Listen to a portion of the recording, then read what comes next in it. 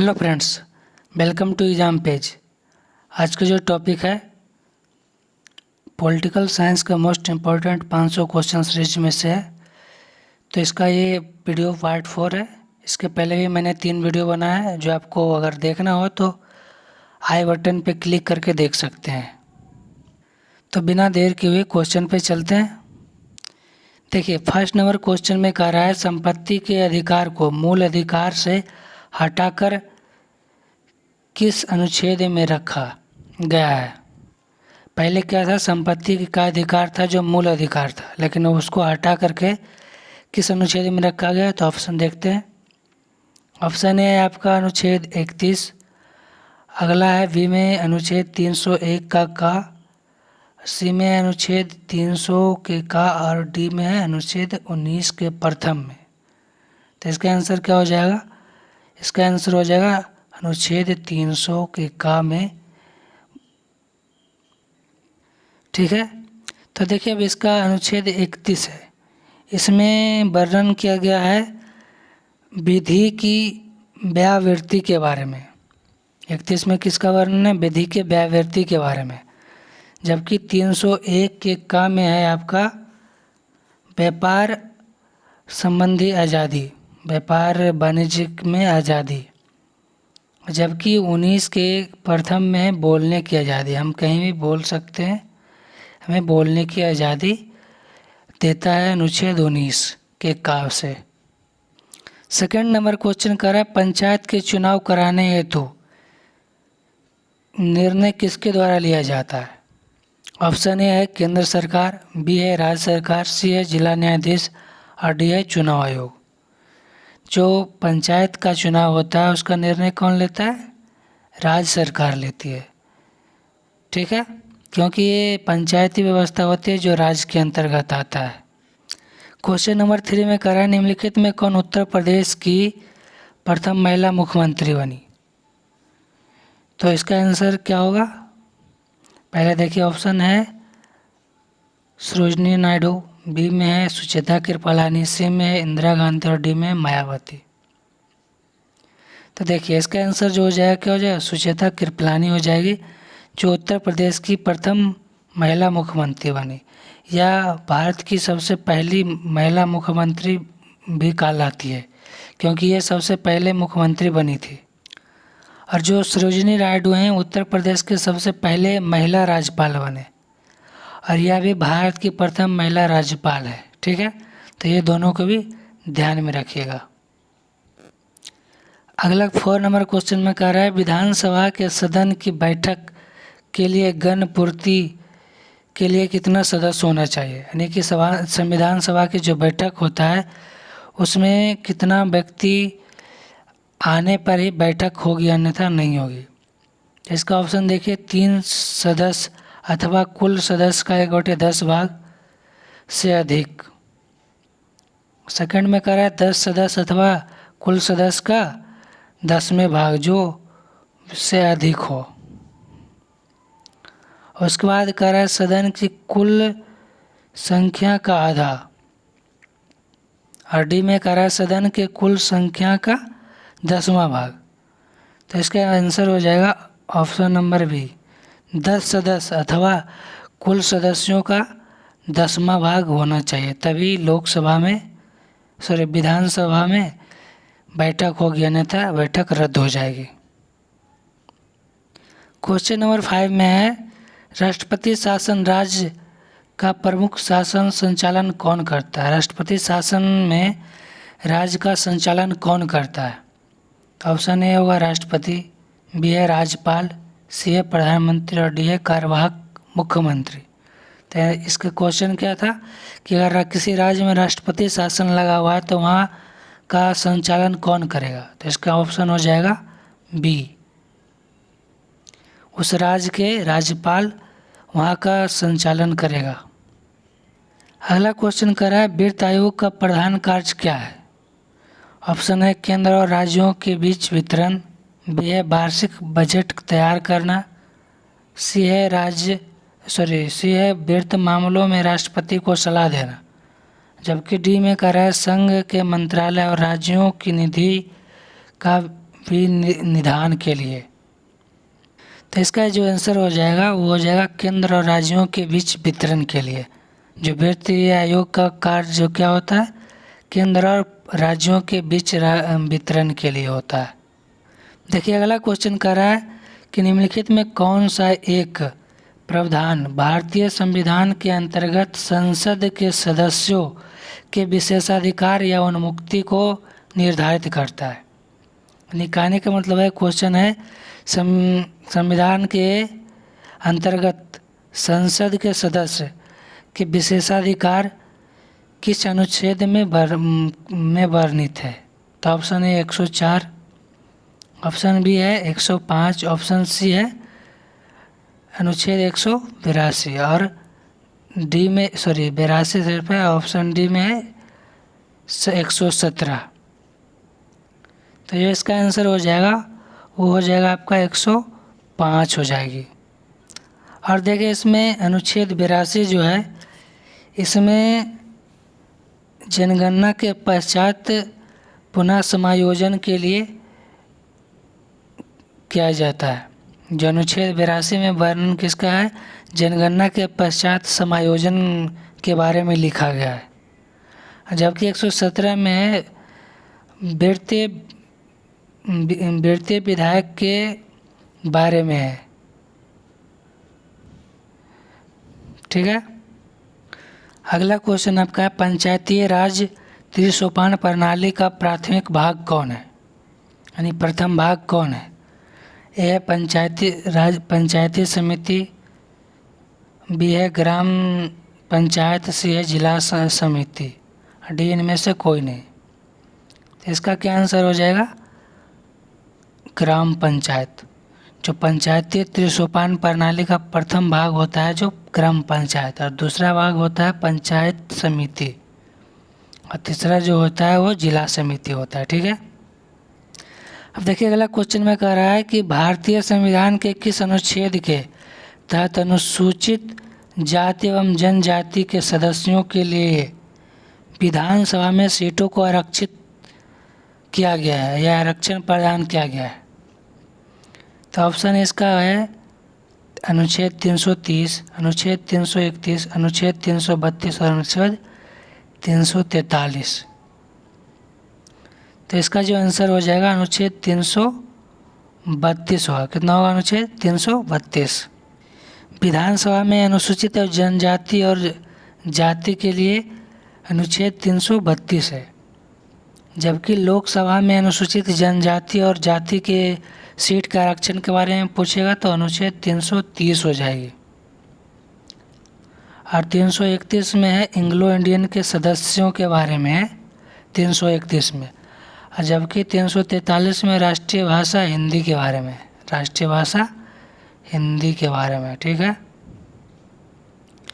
अगला क्वेश्चन में कह रहा है किस संवैधानिक संशोधन के द्वारा संविधान की 8वीं अनुसूची में 3 भाषा मणिपुरी, नेपाली, कोंकणी को शामिल किया गया है। ऑप्शन ए आपका 21वां, ऑप्शन बी आपका 52, ऑप्शन सी 71 और डी में है 97। तो इसका जो आंसर हो जाएगा वो आपका हो जाएगा ऑप्शन नंबर सी 71 में संविधान संशोधन के द्वारा कोंकणी, नेपाली और मणिपुरी 3 भाषा को जोड़ा गया है। हमारे मूल संविधान में कुल टोटल भाषा कितना था, 14 था, लेकिन 21वें संविधान संशोधन के अंतर्गत एक भाषा सिंधी को जोड़ा गया। क्या चीज़ को जोड़ा गया, सिंधी को। और 42वें में तो पता है नेपाली, कोंकणी और मणिपुरी को जोड़ा गया। 42वें नहीं, 71वें में 71वें में तीनों को जोड़ा गया, और 97वें में 4 भाषाओं को जोड़ा गया। वो कौन कौन सी भाषा है, तो आपका है वो संथाली, यहाँ हटेगी नहीं, संथाली हो गया, संथाली हो गया, उसके बाद हो गया डोंगरी हो गया, बोडो हो गया और मैथिली। ये 4 भाषाओं को जोड़ा गया है 97वें संशोधन में। ठीक है, तो देखिए अगला क्वेश्चन में कह रहा है निम्नलिखित राज्यों के युग में से किसको किसको राज्यसभा में समान प्रतिनिधित्व मिला है? ऑप्शन ए है आंध्र प्रदेश और मध्य प्रदेश, बिहार और पश्चिम बंगाल, और सी में उड़ीसा और राजस्थान, और डी उपयुक्त सभी। तो इसका आंसर क्या हो जाएगा? उपयुक्त सभी।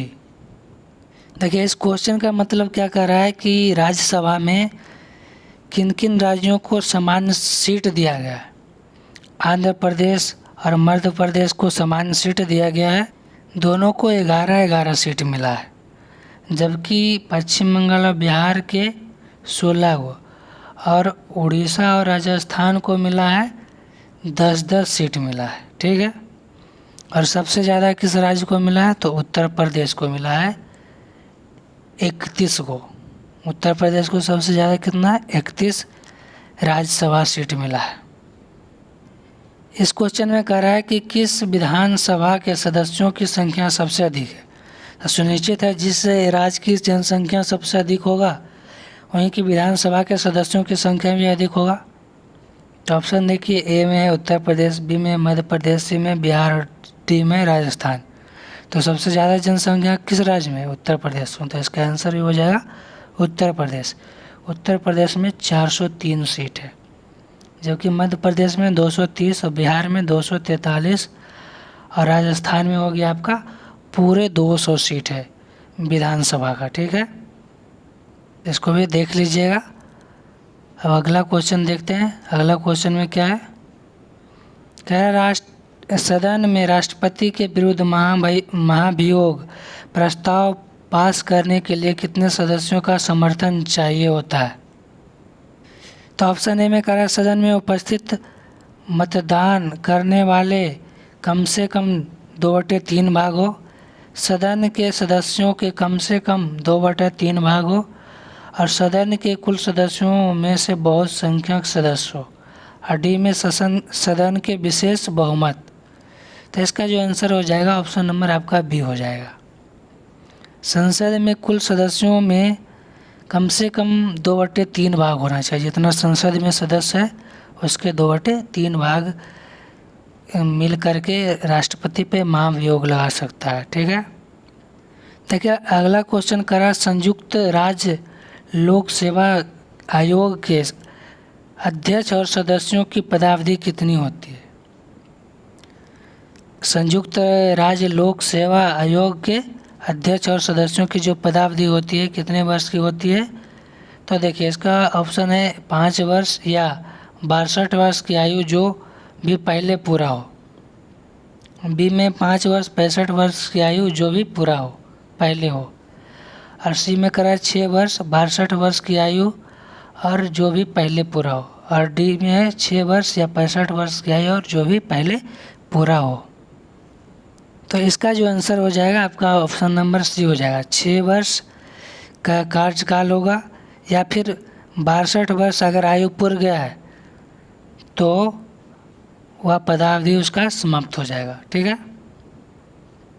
अगला क्वेश्चन में कह रहा है राज्यसभा के सदस्यों का निर्वाचन होता है, कैसे होता है? ऑप्शन नंबर ए सीधे जनता द्वारा, बी लोकसभा के सदस्यों द्वारा, और सी है लोकसभा एवं राज्य विधानसभा के सदस्यों द्वारा, डी में राज्य विधानसभा के निर्वाचित सदस्यों द्वारा।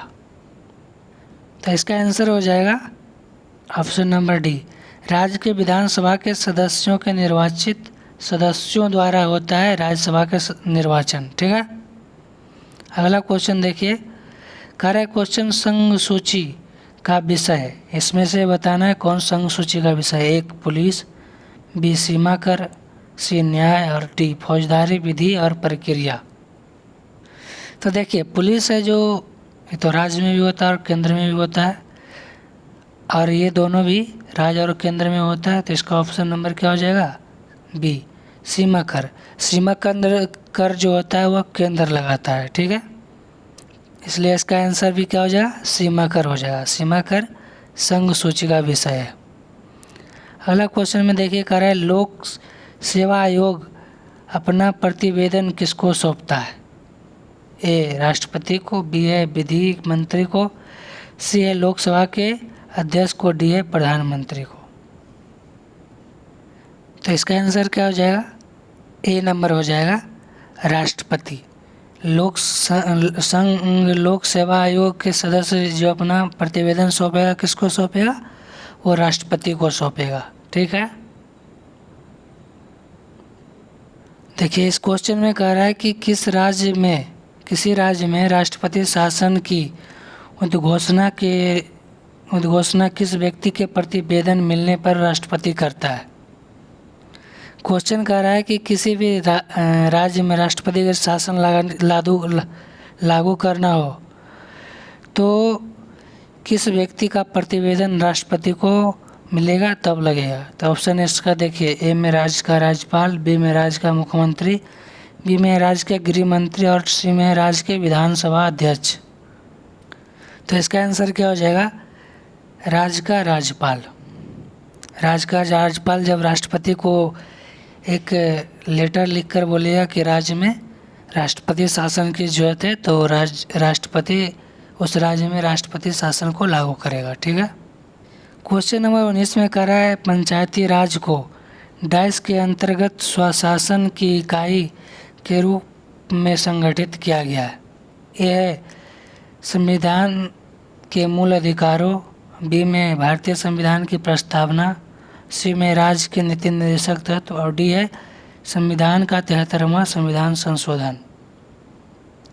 तो जो इसका आंसर हो जाएगा, राज्य के नीति निर्देशक तत्व के द्वारा कहा गया है कि जो पंचायती राज है वह स्वशासन की इकाई माना जाता है। ठीक है, देखिए क्वेश्चन नंबर कह रहा है 20 में कि भारत के संविधान के 44वें संविधान संशोधन से निम्नलिखित में किस अधिकार को मौलिक अधिकार की श्रेणी से हटा दिया गया है। तो ऑप्शन ए है अभिव्यक्ति की स्वतंत्रता, बी है संवैधानिक उपचार, सी है संपत्ति के अधिकार और डी है धर्म की स्वतंत्रता। तो इसका जो आंसर हो जाएगा क्या होगा, संपत्ति के अधिकार। 44वें संविधान संशोधन के द्वारा संपत्ति को अधिकार को हटा करके एक ऐसा ही नॉर्मल अधिकार के रूप में रखा गया। वो किस अनुच्छेद में रखा गया, तो 300 की का में रखा गया है। जबकि आपका देखिए ऑप्शन नंबर में कह रहा है अभिव्यक्ति की स्वतंत्रता 19 में है, अब पूरा 19 में इसी के बारे में है। ठीक है, और 32 कर संवैधानिक उपचार है जो अनुच्छेद 32 में है। जबकि धर्म की स्वतंत्रता जो आता है वो 25 से 28 अनुच्छेद के अंतर्गत आता है। धर्म की स्वतंत्रता के बारे में 25 से 28 अनुच्छेद में है वर्णन। तो चलिए आज का वीडियो यहीं समाप्त करते हैं, फिर हम आपको मिलेंगे अगले वीडियो में। आई होप यह वीडियो आपको अच्छा लगा हो। अगर अच्छा लगा हो तो लाइक और सब्सक्राइब साथ में ज़रूर कर दें ताकि अगला वीडियो मैं बनाऊं तो आपको मिल सके। धन्यवाद।